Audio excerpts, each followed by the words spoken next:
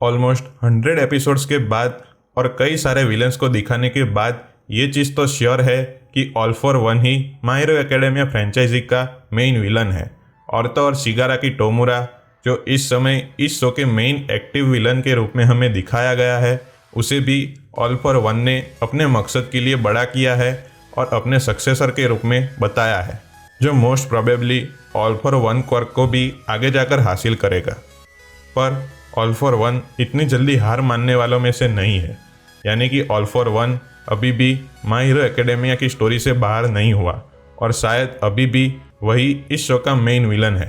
तो इस स्टोरी में ऑल फॉर वन कैसे वापस आ सकता है और उसके रियल इंटेंशंस क्या है, इसी बारे में हम इस वीडियो में बात करेंगे। तो चलिए इस वीडियो को शुरू करते हैं।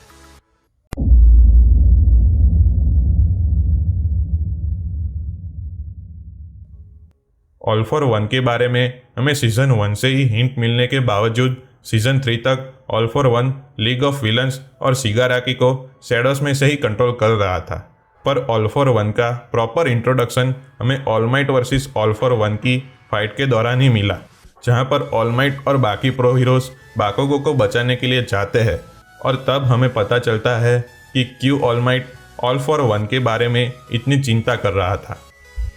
ऑल फॉर वन के क्वर्क की बात करें तो ऑल फॉर वन दूसरों से क्वर्क छीन सकता है और किसी को भी अपने क्वर्क्स में से क्वर्क दे सकता है। ऑल फॉर वन अपने एब्सॉर्ब किए हुए क्वर्क की वजह से 100 से भी ज़्यादा सालों से जिंदा है और इतने लंबे समय में उसने कई पावरफुल क्वर्क्स को एब्सॉर्ब किया है, जो उसका मेन पावर बना। और जब ऑल फॉर वन दूसरों के क्वर्क्स को एब्सॉर्ब करता है तो उसके साथ उसके यूज़र की इंफॉर्मेशन भी उसे मिलती है, जिससे वो इन क्वर्क्स को आसानी से यूज़ कर सकता है और ये चीज़ उसे और भी ज़्यादा पावरफुल बनाती है। ये तो हुई क्वर्क की बात, पर ऑल फॉर वन के इंटेंशंस क्या है और उसके गोल्स क्या है, इसके बारे में अगर हम बात करें तो हमें दिखाया गया है कि ऑल फॉर वन उस पीरियड से है जब क्वर्क्स सोसाइटी में इतने कॉमन नहीं थे और सोसाइटी उस समय क्वर्क्स के हिसाब से चेंज हो रही थी। यानी कि सोसाइटी उस समय कियोस का सामना कर रही थी, जहाँ पर जिनके पास क्वर्क्स थे उन्हें अलग समझा जा रहा था और कई ऐसे भी लोग थे जिनके पास क्वर्क्स नहीं थे लेकिन उन्हें ये शक्तियाँ चाहिए थी। और सीजन 5 के फर्स्ट एपिसोड में हमें दिखाया गया कि ऐसे समय में ऑल फॉर वन अपनी पावर से लोगों को मैन्युपुलेट करने लगा और धीरे धीरे कुछ लोगों का लीडर बन गया और आगे जाकर ऑल फॉर वन का इन्फ्लुएंस ऑल ओवर जापान पे था। पर उसके बाद उसके भाई यानी कि वन फॉर ऑल के फर्स्ट यूज़र और उसके डिसेंडेंट्स की वजह से ऑल फॉर वन कमज़ोर होता गया और इसी के साथ सोसाइटी धीरे धीरे स्टेबल होने लगी और ऑल फॉर वन की इन लोगों पर से पकड़ छूटती गई। पर जिसने इतने लंबे टाइम तक पावर का एक्सपीरियंस किया हो, उसके लिए अचानक से पावर छीन जाना ये चीज़ बर्दाश्त करने में काफ़ी मुश्किल होती है। और यही चीज़ ऑल फॉर वन के साथ भी है। उसे ये पावर्स और सोसाइटी पर अपना कंट्रोल वापस चाहिए और इसी वजह से वो सोसाइटी के करंट स्ट्रक्चर को तोड़ना चाहता है ताकि सोसाइटी फिर से केओस में चली जाए और उसका इम्पोर्टेंस और पावर पहले से भी ज़्यादा बढ़ जाए।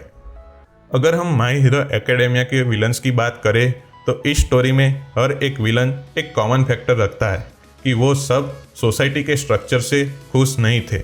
और इसी सोसाइटी ने उन्हें विलन बनाया। और ऑल फॉर वन इसी फैक्टर को अपना हथियार बनाकर अपने गोल्स हासिल करना चाहता है और इसीलिए उसने इस तरह शिगाराकी को ट्रेन किया है ताकि वो इस दुनिया से नफरत करे और ऑल फॉर वन आसानी से उसे कंट्रोल कर सके। पर इन गोल्स के बावजूद भी ऑल फॉर वन सालों से वन फॉर ऑल के पावर्स के पीछे लगा हुआ है, क्योंकि उसे पता है कि वन फॉर ऑल समय के साथ साथ धीरे धीरे पावरफुल होता जा रहा है और यही एक क्वर्क है जो उसके लिए मुसीबत बन सकता है। इसीलिए all for one all might say इतनी नफरत करता आया है और अब ये नफरत डेकू के लिए पास ऑन हो गई है। और जिस तरह ऑल माइट ने डेकू को अपना सक्सेसर चुना, उसी तरह ऑल फॉर वन ने शिगाराकी को अपना सक्सेसर बताया है। पर यह चीज़ हम कभी मान नहीं सकते कि ऑल फॉर वन खुद अपनी पावर्स को छोड़कर किसी और को अपनी पावर्स दे दे और अपने गोल्स को छोड़ दे, क्योंकि unlike all might all for one society के इम्प्रूवमेंट के लिए नहीं लड़ रहा, वो खुद पावर गेन करने के लिए लड़ रहा है और इसलिए वो शिगाराकी को सक्सेसर नहीं पर एक टूल की तरह इस्तेमाल कर रहा है जो सोसाइटी के करंट स्ट्रक्चर को हिला सके, क्योंकि शिगाराकी इस पूरी हीरो सिस्टम से नफरत करता आया है। और ये चीज़ तो ऑब्वियस है कि शिगाराकी बहुत ही जल्द ऑल फॉर वन की पावर को हासिल करने वाला है, पर शायद इन पावर्स के साथ ऑल फॉर वन खुद अपनी कॉन्शियसनेस शिगाराकी में ट्रांसफॉर्म कर सकता है ताकि वो अपनी पुरानी बॉडी से आज़ाद हो सके और पूरी तरह से शिगाराकी पर कंट्रोल हासिल कर सकता है, क्योंकि उसकी रियल बॉडी ऑल माइट के साथ फाइट में काफ़ी डैमेज हो चुकी है और वो ऑलमोस्ट साइंटिफिक टूल्स के ऊपर ही जिंदा है, यानी कि ये पॉसिबिलिटी काफ़ी ज़्यादा है। और अब बात करें कि ऑल फॉर वन वापस कैसे आ सकता है, तो अगर आप देखेंगे तो ऑल माइट से हारने के बाद और प्रिजन में रहने के बाद भी ऑल फॉर वन बिल्कुल शांत है, और जब जब ऑल माइट उससे मिलने गया है वो हमेशा मुस्कुराता हुआ दिखाया गया है। इसका मतलब ये सब उसके प्लान का हिस्सा है, यानी कि ऑल फॉर वन प्रिजन में बैठे बैठे किसी चीज़ के होने का इंतज़ार कर रहा है। और जैसे हमने पहले बात की कि ऑल फॉर वन अपनी पावर्स के साथ साथ खुद की कॉन्शियसनेस को भी शिगाराकी की बॉडी में ट्रांसफॉर्म करके बाहर की दुनिया में आ सकता है, और वो भी एक यंग बॉडी के साथ, जिससे ऑल फॉर वन काफ़ी पावरफुल हो सकता है।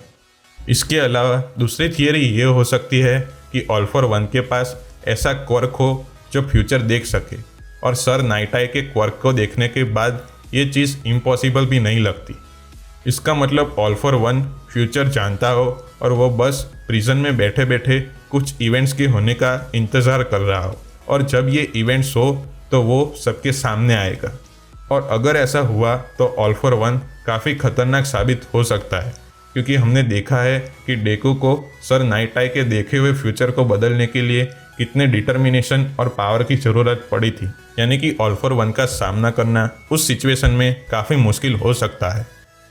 यानी कि किसी भी तरह से ऑल फॉर वन इस स्टोरी से बाहर नहीं है और अभी भी वही माय हीरो एकेडेमिया का मेन विलन है, क्योंकि अगर शिगाराकी को मेन विलन बनाना होता तो ऑल फॉर वन को जिंदा नहीं रखा जाता, पर वो अभी भी जिंदा है और वो भी अपनी पावर्स के साथ। इसका मतलब ऑल फॉर वन बहुत ही जल्दी सामने आने वाला है और सीज़न 5 में उसके दिखने का यही मतलब है। बस हमें ये देखना है कि वो किस तरह से सामने आएगा, और डेकू को इन सब के लिए तैयार रहना होगा, क्योंकि अब वही अकेला है जो ऑल फॉर वन को रोक सकता है। तो इस वीडियो में हमने बात की कि ऑल फॉर वन क्यों अभी भी माय हीरो एकेडेमिया का मेन विलन है और वो किस तरह से इस स्टोरी में वापस आ सकता है। और अब माय हीरो एकेडेमिया उस पॉइंट पर पहुंच चुका है जहां से सब कुछ बदलने वाला है। तो अगर आपको ये वीडियो अच्छा लगा है तो प्लीज़ इसे लाइक और शेयर करें, और ऐसे ही एनीमे रिलेटेड कंटेंट को देखने के लिए हमारे चैनल एनीमे ट्रैवर्सिंग को सब्सक्राइब करें। सो थैंक यू गाइस, मैं हूँ सिद्धांत पावाणी और मिलते हैं नेक्स्ट वीडियो में।